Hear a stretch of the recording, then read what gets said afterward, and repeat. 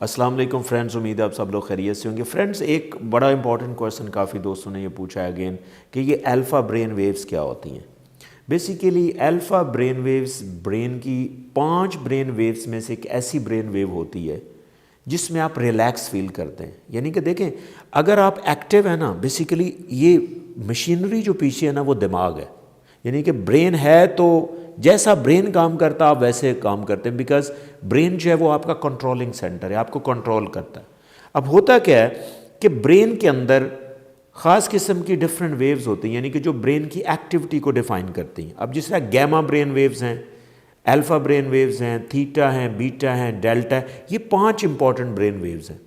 अब सबसे जब ब्रेन आपका फास्ट होता है तो वो गैमा ब्रेन वेव्स होती हैं, जिसमें आपकी ब्रेन की एक्टिविटी बहुत ज़्यादा होती है, जिसमें आप बहुत ज़्यादा क्रिटिकल होते हैं, बहुत आपके अंदर रेजिस्टेंस ज़्यादा होती है, आपके अंदर इनहिबिशन ज़्यादा होती है, आप उस टाइम रिलैक्स भी नहीं होते। मैं इवन ये कहूँगा कि आप बहुत एंग्शियस फील कर रहे होते हैं।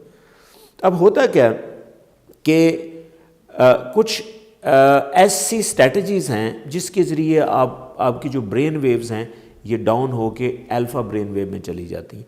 अब अल्फ़ा ब्रेन वेव्स इंपॉर्टेंट कहाँ पे, इसकी इंपॉर्टेंस क्या है?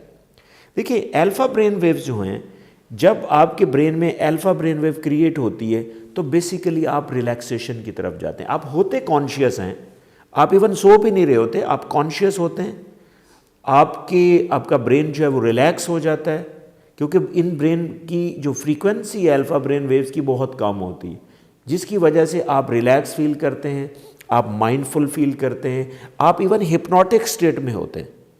अब जब भी आप अल्फ़ा ब्रेन वेव में होंगी तो उसकी खूबियाँ क्या होंगी? एक तो आप रिलैक्सेशन में होंगे।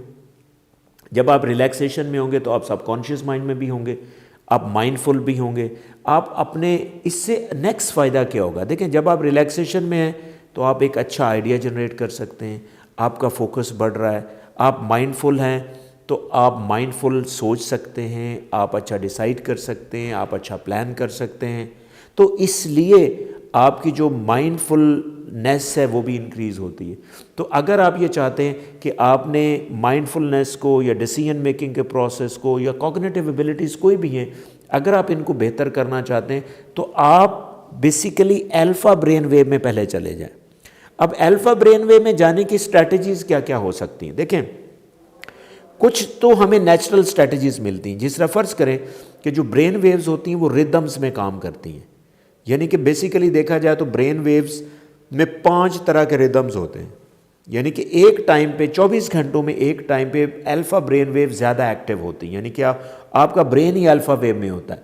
वो 2 टाइम पॉइंट्स हैं, एक उठने से फ़ौरी बाद आप अल्फ़ा ब्रेन वेव में होते हैं और एक सोने से पहले आप अल्फ़ा ब्रेन वेव में होते हैं। ये 2 टाइम ऐसे हैं जिसमें आप अल्फ़ा ब्रेन वेव में हो सकते हैं। अब इन्हीं 2 टाइम को यूज़ करके भी आप ये बहुत से काम कर सकते हैं। इसीलिए मैं अक्सर कहता हूँ कि अगर आपने कोई माइंडफुल होकर डिसीजन करना है, सुबह उठने के बाद कर सकते हैं। इसी तरह आप सोने से पहले कर सकते हैं। और इसीलिए इस स्टेट को और बेहतर करने के लिए अक्सर आपने देखा होगा मेडिटेशन से आप मेडिटेशन के ज़रिए आप अल्फ़ा ब्रेन वेव को टच कर सकते हैं या इंड्यूस कर सकते हैं। ये मेडिटेशन हो सकता है, योगा हो सकता है, माइंडफुलनेस हो सकती है। ये वो सारी स्ट्रैटेजीज़ हैं जिसके ज़रिए आप अल्फ़ा ब्रेन वेव को गैदर कर सकते हैं।